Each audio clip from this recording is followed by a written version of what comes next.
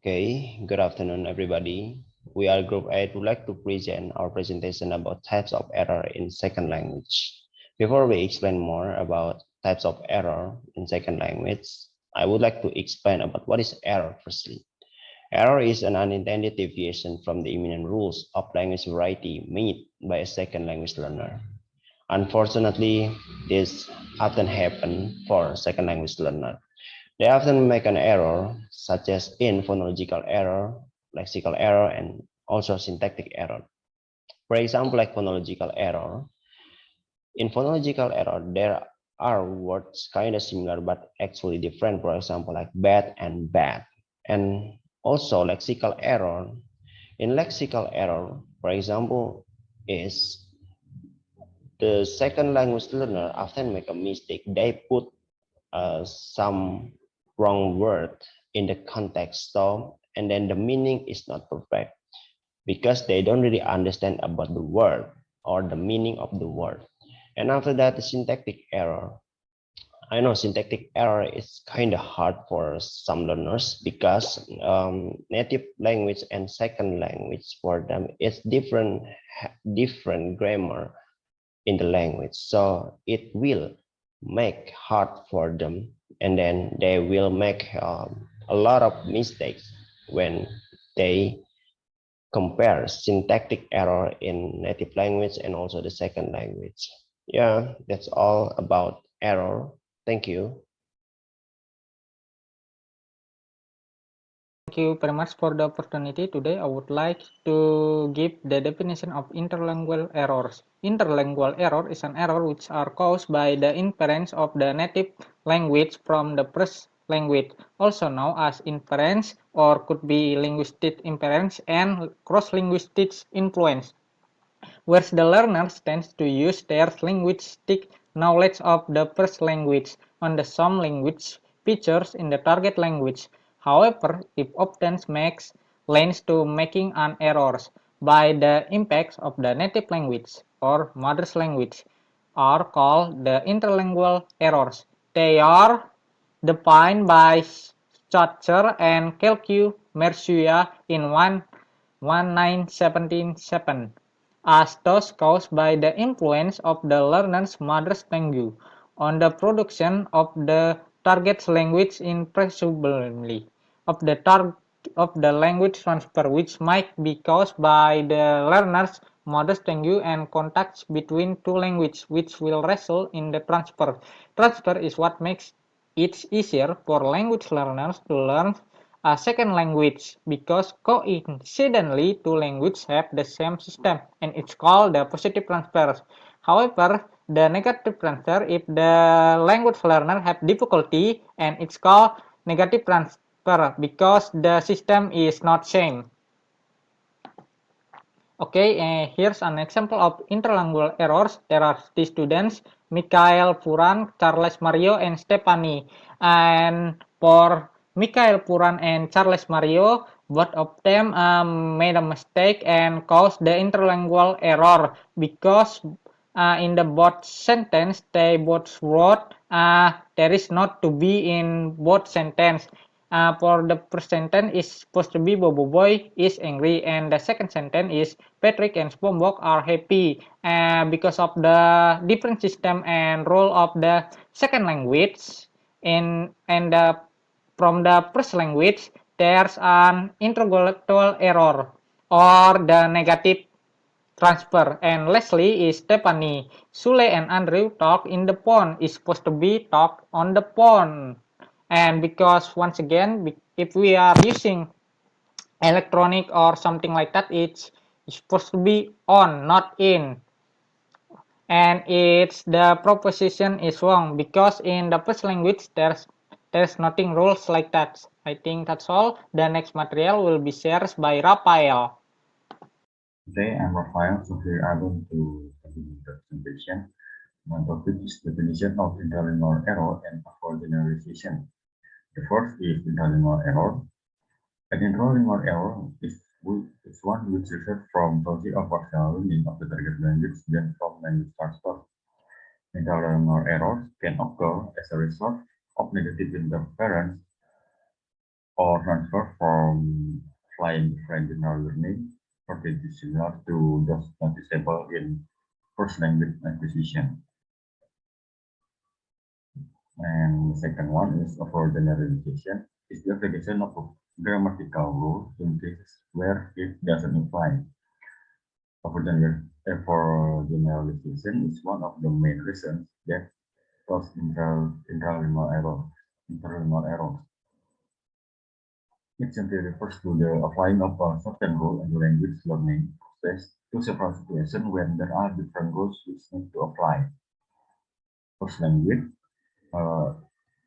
second language learner use overgeneralization as a common strategy or method to facilitate the language learning process. So this is my presentation.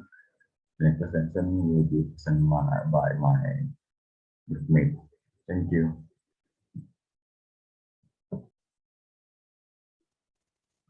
Another cause of intralingual errors is ignorance of rule restriction. According to Richards, ignorance of rule restriction is the inability to uphold the limits or borders of present formations, specifically administering rules to inappropriate situations. In this case, the learner fails to recognize the restriction of existing structures. For example, I enjoy to learn about English language, occurring as a result of failure to observe the existing structures. The learner of the second language doesn't obey the structure of the target language. In this case, the errors happened because the learners thought that they could same rules for each of the existing sentences. It happened because of the learner's limited knowledge of the target language.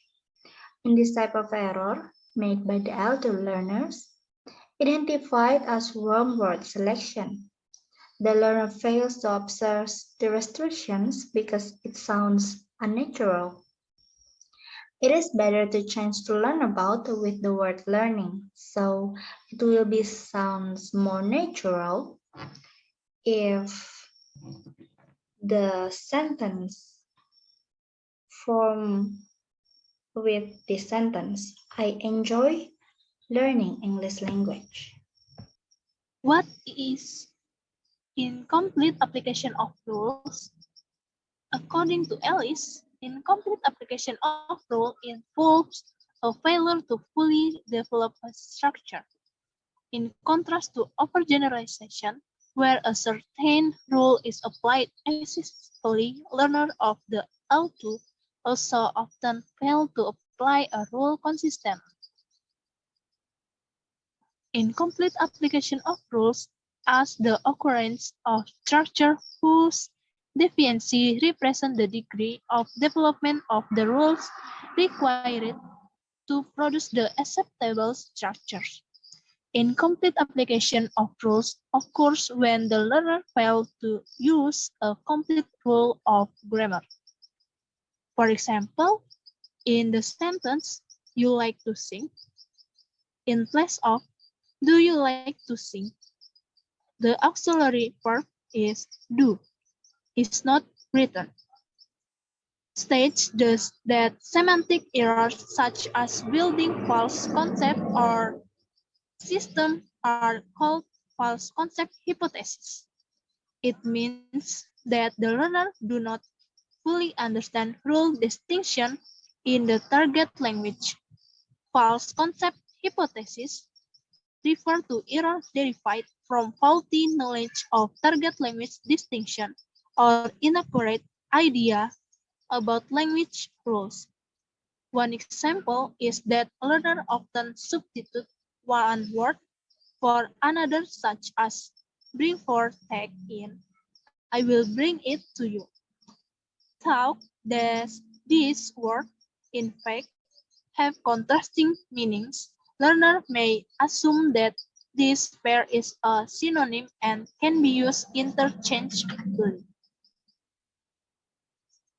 One of the important causes of intralingual error in incomplete application of rules, this type of intralingual interference occurs when a FL learner produces some structure whose deficiency can represent a definite degree of development of the grammatical rules that can be acquired in order to make acceptable utterance. In other words, incomplete application of rules can be also named as failure to achieve complete knowledge of the L2 or FL. It occurs when a language the learner finds that he or she can communicate successfully by using simple grammatical rules rather than more difficult ones.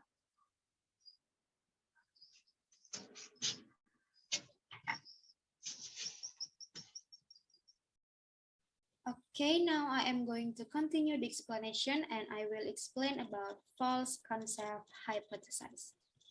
According to Altamini, 2006, he explains that this type of intralingual errors is sometimes as a result of poor gradation of teaching items.